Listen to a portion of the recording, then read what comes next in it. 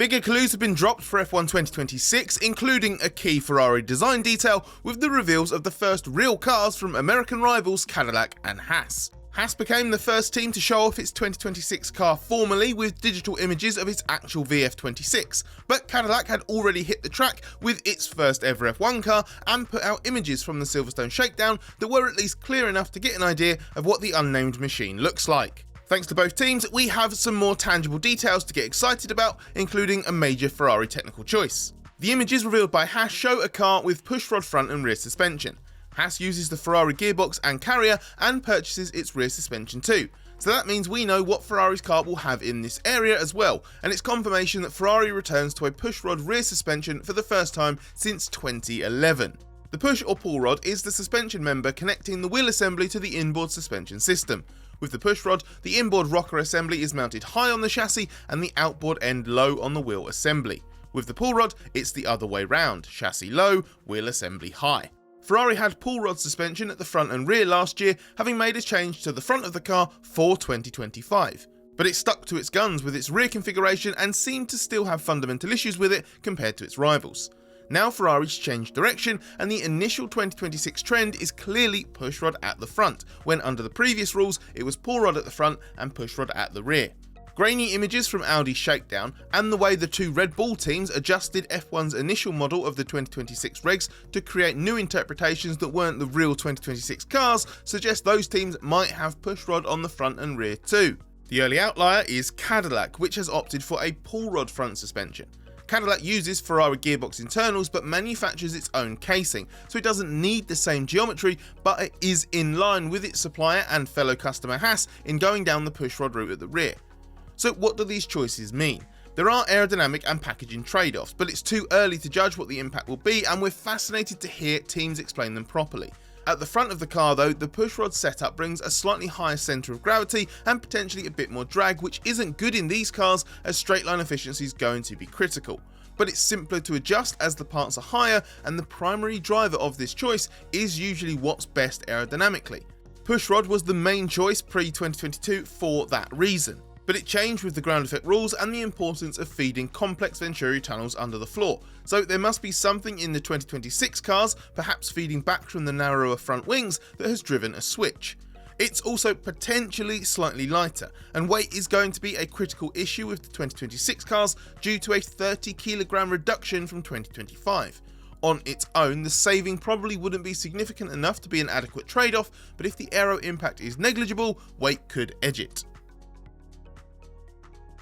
What we've seen from Cadillac and now Haas has helped cement some early 2026 design trends and where to look for finer details. Both cars have quite large horizontal wing elements on the outer upper edge of the front wing end plates, grander than anything we've seen in mock-ups so far. The new look front wings, which bear more than a passing resemblance to those from the late 2000s, is a new area of development for this year, so there will probably be more interesting interpretations of how best to separate the airflow around the inside and outside of the front tyre.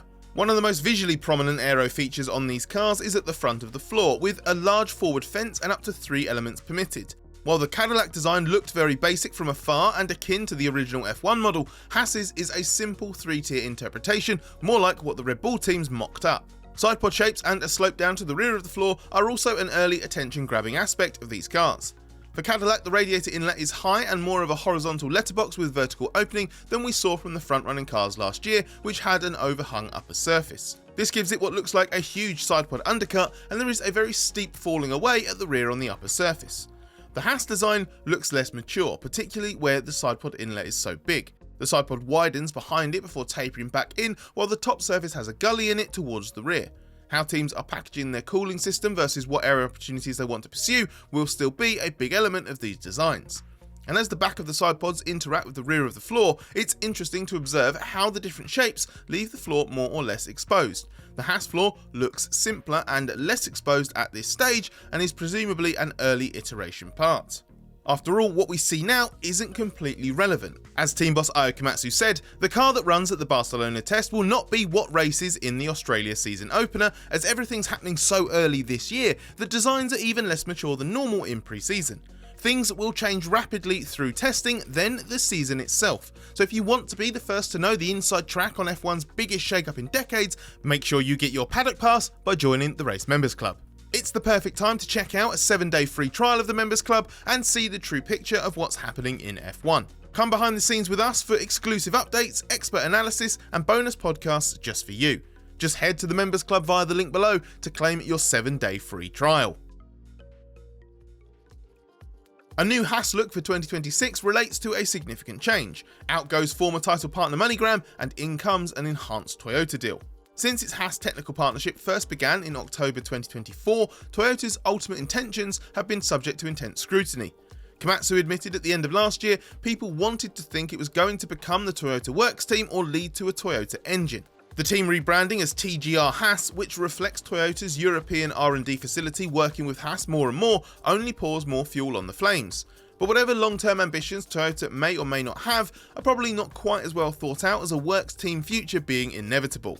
A handy, if unusual example of that actually came at the start of January, when, just after the Haas renaming took effect and logos were even placed at its Banbury base, Toyota announced a rejig of its branding that basically wipes the Toyota Gazoo Racing moniker out. Toyota and Gazoo Racing have been split to service different areas of the Toyota Motorsport family, so TGR is no longer a thing.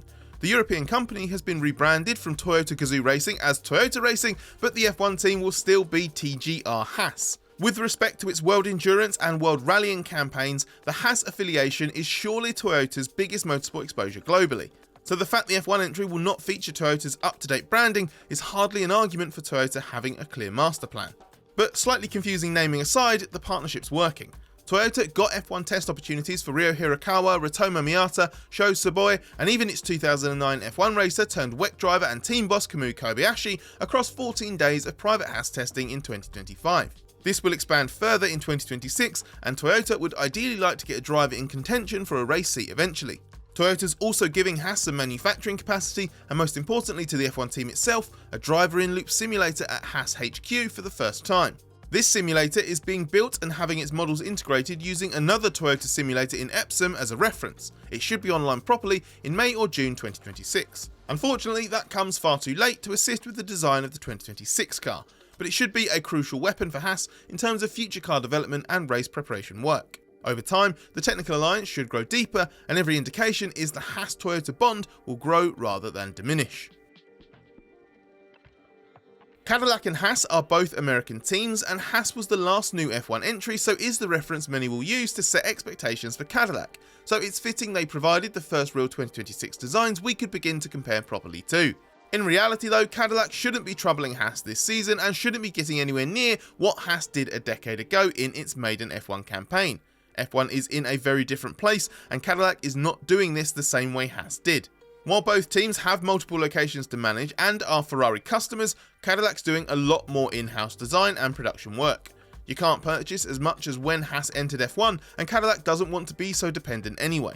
That makes it harder for starters, but Cadillac's also had barely a year since getting its entry confirmed to get everything ready, so the lead time has been far from optimal. And on top of that, F1's much more competitive than in 2016. Just look at the teams Haas was able to beat on its debut and across the season. McLaren was in a disastrous Honda alliance at the time, now it's the reigning double world champion. Castrap Sauber has turned into the Audi Works team, Manor didn't exist beyond 2016, and OK, Renault's Works team slipped back to having terrible results again in 2025, but it was the best worst team in F1 history. It's a lot harder to come in and do what Haas did, hence Cadillac's target has to be running reliably and respectably. It was no surprise to hear whispers that Cadillac was up against it to get on track for its shakedown as planned, or that not much time was then spent on track. But Sergio Perez did log a few laps, and Cadillac's managed to get its car running before many other teams. That's because of good solid planning and execution. This version of the Cadillac was signed off in November, something intended to work predictably and reliably, and then developed more aggressively through the year. Whereas bigger, better, more experienced teams will be pushing development and production limits further for the launch car because they know they can. The shakedown and partial unveiling was a major milestone though. The mountain is not getting any smaller for Cadillac, so even a few steps from base camp is progress.